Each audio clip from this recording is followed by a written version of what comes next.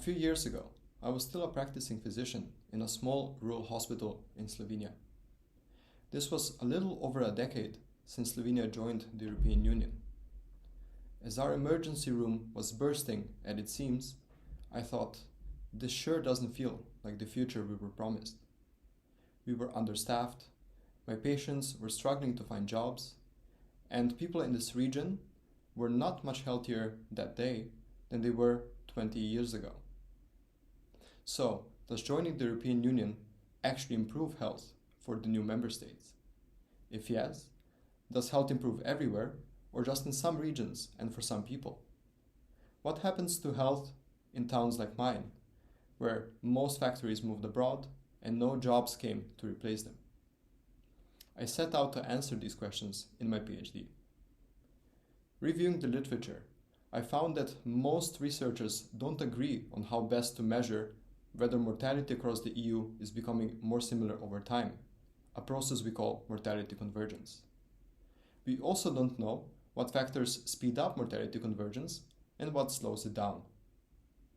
In my second study, I showed that the EU expansion in 2004 did not actually speed up mortality convergence between Eastern and Western Europe.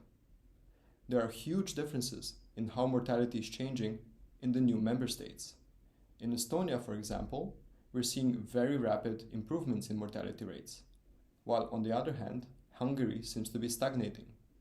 It seems that national characteristics and national policies are much more important than simply being an EU member state. German reunification is so far the only documented example of a policy-driven mortality convergence. So, for my next study, I examined what happened to local level mortality in reunified Germany.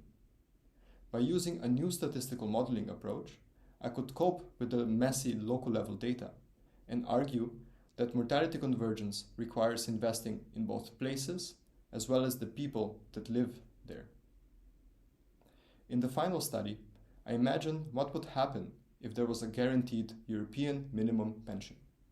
My simulation of retirees in 4 Eastern countries shows that this policy could indeed help new EU member states close the gap in life expectancy with Western Europe.